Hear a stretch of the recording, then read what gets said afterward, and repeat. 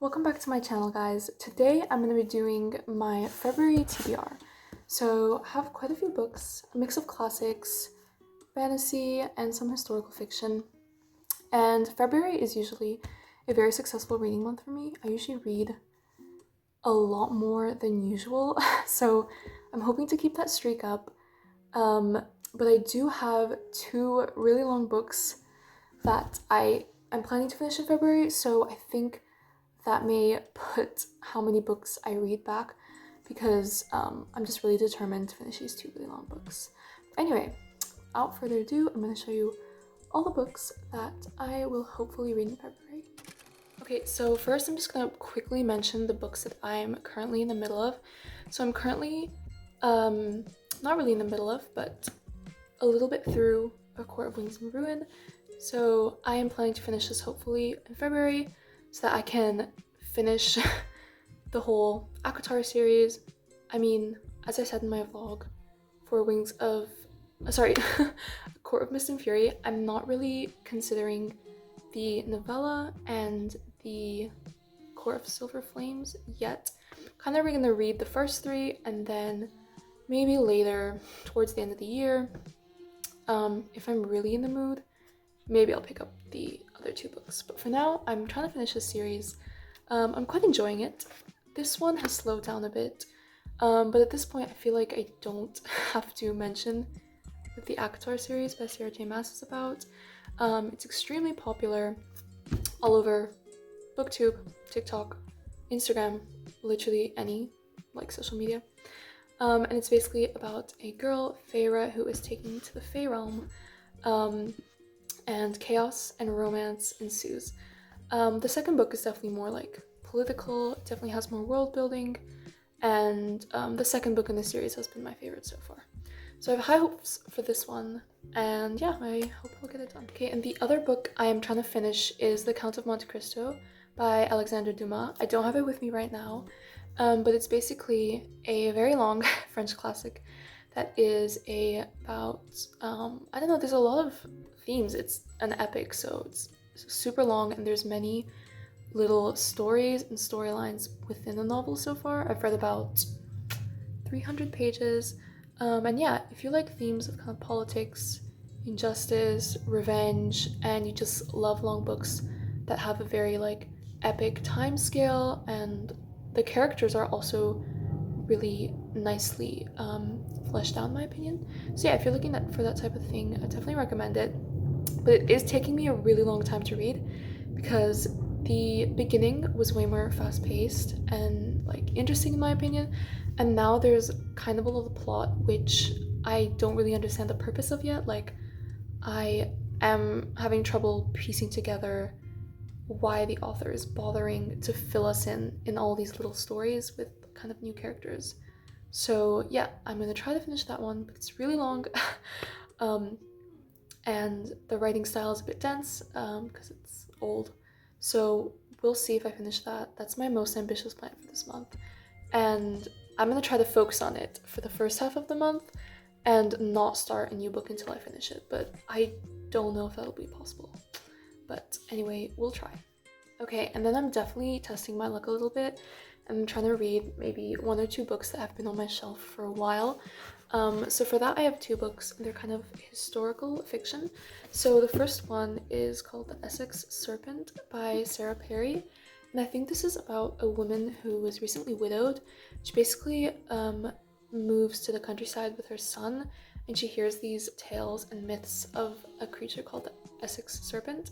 And she's determined to kind of discover it, and she is, I think, a big believer of science, and she meets a man who definitely thinks the cure for hysteria is religion and faith, and I think it's going to be an unlikely romance and maybe a slow burn mystery.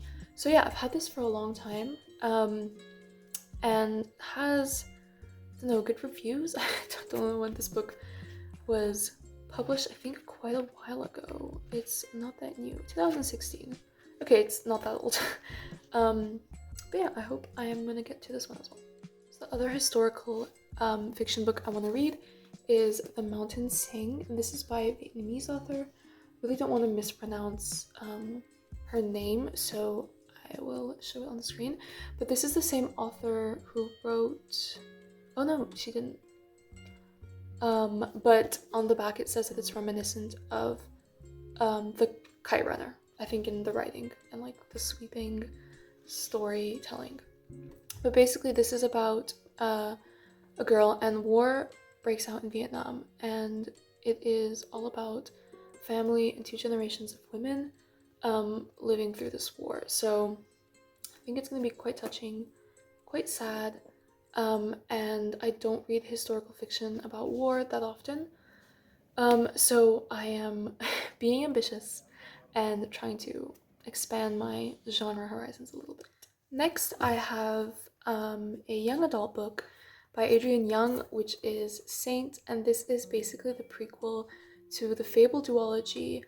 I don't really want to talk about the blurb of this too much because I don't want to spoil kind of Fable. I don't really think it's a spoiler, but basically this is gonna follow the father of the protagonist of the Fable duology, which is Fable and Namesake, and this book is basically about the girl who is abandoned by her father, Saint, on an island when I think she's very young, or maybe just 18, 17, and she has to make her way in the world, and she has to survive by herself.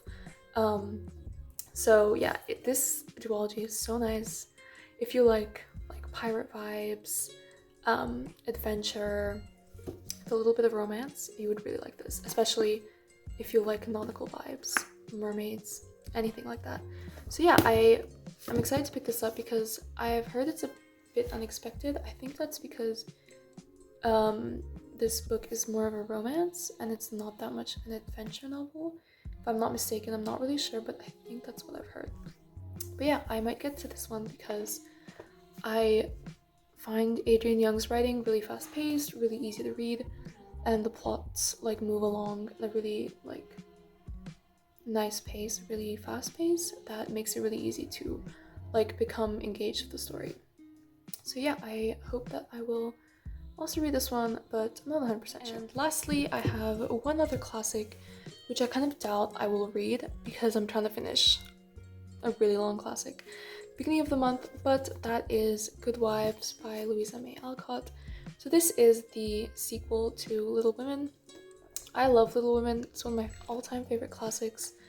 I find it such a like comforting and cozy classic. It's really easy to read and love the characters, love the sisterhood, and the family, and the adventure and how we follow them through their lives. So I love Little Women, and I've had this on my shelves for also kind of a while. I think maybe a year, or actually probably less, but I think kind of a long time. And this follows 3 years after the events of Little Women. So this is when they're embracing adulthood. I think most of them are married as well, but Jo is still devoting herself to literature, and Amy is devoting herself to art. So I'm really excited to see how they pursue those passions and how their family saga kind of continues. I think there's even more books after this, following these characters, but I'm not sure how many I'm going to read. I'm going to see how I get on with this one. But I hope you really enjoyed this video. That is my ambitious but not too large TBR. I feel like other people make really, really long TBRs. This was not that crazy. Actually, this is a lot of books for me. I'm pretty busy recently, so I don't even know if I will read all of these. But I hope you got some good recommendations and also some inspo for your reading. And yeah, I hope you enjoyed this video, and I hope I'll see you next time.